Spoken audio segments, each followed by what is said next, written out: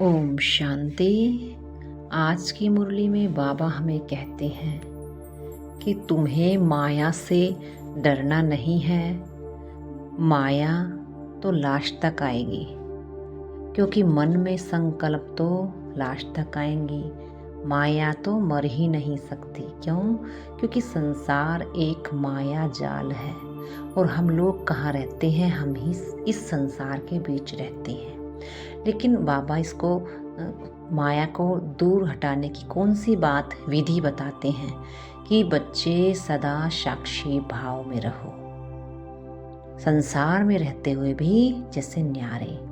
अगर माया तो लास्ट तक हमारे संकल्पों में आएगी ही आएगी, लेकिन तुम्हें कर्मेंद्रियों से कोई भी विकर्म नहीं करना, तो डरने की बात नहीं। लेकिन अगर अपनी कर्मेंद्रियों से तुमने कोई विकर्म कर लिया तो तुम्हें डरने की ज़रूरत पड़ेगी, क्योंकि मनसा में हमें कोई सज़ा दे नहीं सकता। लेकिन जब हम कर्म को कर लेते हैं, अपनी मोहर उस पर लगा देते हैं करके, तभी हम सजा के हकदार बनते हैं। तभी हम अच्छा कर्म और बुरे कर्म के हकदार हो जाते हैं।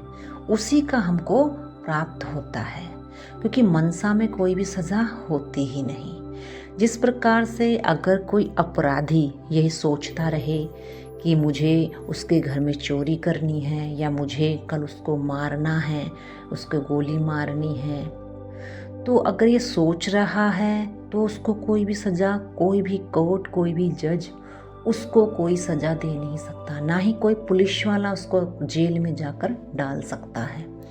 लेकिन सज़ा उसको कब मिलेगी? जब वो अपनी इस सोच को कर्म इंद्रियों द्वारा करता है, तब वो सज़ा के हकदार बन जाता है। तभी वो पापात्मा और पुण्यात्मा कहलाता है और तभी उस पर केस चलता है, तभी उस पर सज़ा घोषित होती है। इसलिए बाबा मन की माया को भी क्या कह रहे हैं? बच्चे, ये तो लास्ट तक तुम्हारे पेपर के रूप में आएगी, लेकिन बस तुम्हें इसके हलचल में नहीं आना। माया आ रही है तो कैसे देखो माया को? जैसे साइड सीन देख रहे हो। चलते हुए हम क्या क्या देखते हैं? अपनी गाड़ी में जा रहे हैं या मोटरसाइकिल पर जा रहे हैं, पैदल ही क्यों ना जा रहे हैं, लेकिन क्या क्या हमें दिखाई देता है? क्या हम उसका चिंतन करना शुरू कर देते हैं? नहीं, आगे चलते ही रहते हैं। इसी प्रकार से अगर मन में कुछ भी उथल पुथल हो रही है, आ रहा है, तो बस देखते रहो। आ तो रहे हैं, लेकिन आप उसमें अपना चिंतन मत चलाओ। साक्षी भाव से उसको जाने दो, क्योंकि साइड सीन कभी भी रुक नहीं सकते। वो जाते रहेंगे और एक दिन आप अपनी यात्रा पर चले जाओगे। तो इन साइड सीन को जाने दो, बस साक्षी भाव अपना लो। ये एक आत्मिक स्थिति ही है जिसको साक्षी भाव कहा जाता है, और इसी स्थिति में हम सदा खुश रह सकते हैं। आज बाबा ने खुशी में कौन रह सकता है, ये भी बाबा ने राज बताया कि जो आत्माभिमानी होगा वही खुशी में रह सकता है, और जो जितना खुश रहता है, माया भी उसके सामने उसे परेशान करने, उसे रुलाने के लिए आती है। लेकिन बाबा ने तो बता दिया ना कि हर एक बात को क्या समझो, साइड सीन समझकर उसको पार करते रहो, तो तुम सदा खुश भी रहोगे और आगे बढ़ते भी रहोगे। और आज बाबा हमें एक बात और कहते हैं कि शास्त्रों में कहा गया है और दुनिया में भी ये कहावत है, कहते भी हैं कि गुरु पति ही तुम्हारा गुरु ईश्वर है। फिर बाबा इस पर समझाते हुए कहते हैं, गुरु ईश्वर कहते हैं क्योंकि स्त्री का पति से प्यार ज़्यादा होता है, इसलिए उसको गुरु ईश्वर समझ बैठती है।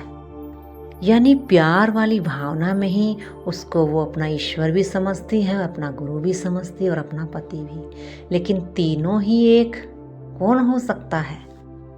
कोई पुरुष तो या कोई मनुष्य आत्मा तो गुरु ईश्वर पति हो नहीं सकती। पति माना प्यार करने वाला, गुरु माना शिक्षा देने वाला, और ईश्वर माना अपने वरदानों से सदा झोली भरने वाला। और ये तीनों ही बातें कोई मनुष्य आत्मा किसी को दे नहीं सकती। इसीलिए इन तीनों ही टाइटल्स को हम शिव परमात्मा पर रखते हैं कि वो ही पतियों का पति हैं, क्योंकि पत्नियां भी उस पति को याद करती हैं। जब कोई विपत्ति इस पति पर आती है तब भी उसको याद करती हैं, और जो पति हैं वो भी उस पति को याद करते हैं, यानी शिव बाबा को वो भी याद करते हैं। तो पतियों का पति शिव बाबा है, इसीलिए उसको प्यार से याद करते हैं तो उस बदले में प्यार ही प्राप्त होता है। और जब गुरु बनकर उसे याद करते हैं तो वो हमें शिक्षा देता है, टीच करता है, श्रेष्ठ श्रीमत देता है। और जब उसको हम सतगुरु के रूप में याद करते हैं, ईश्वर के रूप में याद करते हैं, तो वो हमें वरदानों से भरपूर कर देता है। ये एक ही क्वालिटी एक शिव बाबा में है, ना कि किसी भी पतियों में। ये तो कहने के लिए ऐसे ही कह दिया है। पतियों के तो अनेकों रूप बदलते हैं, लेकिन बाबा का तो कभी रूप बदलता ही नहीं। वो तो सदैव एक जैसा है, निस्वार्थ। आज बाबा ये भी कह रहे हैं कि बच्चे शुभ चिंतक बनकर सुख के अनुभव में सदा समाये रहो। यानी सुख का सागर उसको याद करोगे और उसके साथ जब ज्ञान का चिंतन करोगे तो सदा उसके सागर के सुखों में समाये रहोगे। यानी बाबा की यादों में समाना, सुख शांति के सागर में समाना, उसका आधार क्या बताया बाबा ने? शुभ चिंतक बनो। यानी क्या सोचो? शुभ ही शुभ सोचते रहो और चिंतन करते रहो। बाबा कहते हैं अपने चेहरे को ऐसा चलता फिरता म्यूजियम बनाओ जिसमें एक बाप बिंदु दिखाई दे, क्योंकि आत्मा भी बिंदु है और बाप भी बिंदु है। मैं आत्मा ना दिखाई देकर मेरा बाबा दिखाई दे, वो कैसे होगा? चेहरे और चलन से। चलन माना हमारा व्यवहार, हम कैसा किसी के साथ व्यवहार करते हैं, पेश आते हैं बोलचाल में, अपनी कर्मेंद्रियों द्वारा। उसी से पता चलता है कि हम कितने महान आत्मा, देवात्मा बन रहे हैं। और बाबा का शो भी कौन आत्मा कर सकती है? जो अपने चेहरे से भी, चेहरे से यानी बिंदु बाप दिखाई दे, बिल्कुल फरिश्ता, और चलन से भी, उसके व्यवहार से भी एक महान देवात्मा हमारा स्वरूप दिखाई दे। बाबा कहते हैं अपने को देह के संबंध से न्यारा अशरीरी आत्मा समझो। जब अशरीरी आत्मा समझोगे तो कोई भी बंधन बांध नहीं सकता। और जब समझोगे कि मैं कर रहा हूँ, मैं करता हूँ, मुझे करना है, तो ये मैंपन की पूंछ देह अभिमान के चक्र में बांध देगी। बाबा कहते हैं बच्चे तुम ज्ञान स्वरूप आत्मा, ज्ञान सागर के बच्चे हो। तुम्हें हर एक बोल ज्ञान स्वरूप होकर बोलना चाहिए। मैं कर रहा हूँ ऐसा भान छोड़ बाबा करा रहे हैं, ऐसा स्मृति रहे, तो तुम एक बाबा की ही यादों में बंध जाओगे। अगर मैं कर रहा हूँ तो तुम देहाभिमान के चक्कर में फंसे रहोगे। इसीलिए बाबा कहते हैं हर पल क्या कहते रहो? बाबा बाबा कहते रहोगे तो खुशी के रोमांच सदा खड़े रहेंगे। अगर बाबा को भूल जाओगे तो देहाभिमान के बंधन में बंध जाओगे, क्योंकि संसार में माया ही माया है और हमें भी संसार के बीच में ही रह करके ऐसा पुरुषार्थ करना है।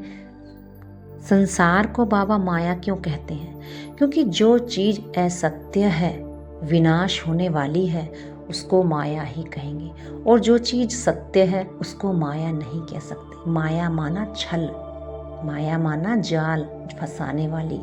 सत्य नहीं है लेकिन हम उसमें फंसते जा रहे हैं और अपने विकर्मों को बनाते जा रहे हैं।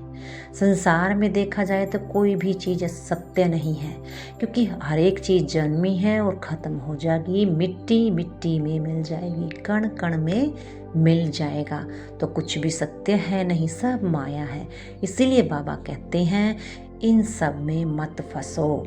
अपने सत्य स्वरूप और बाबा के सत्य स्वरूप को ही स्मृति में रखकर इस माया पर तुम जीत पाते रहो, ताकि तुम माया जीत सहज बन जाओ।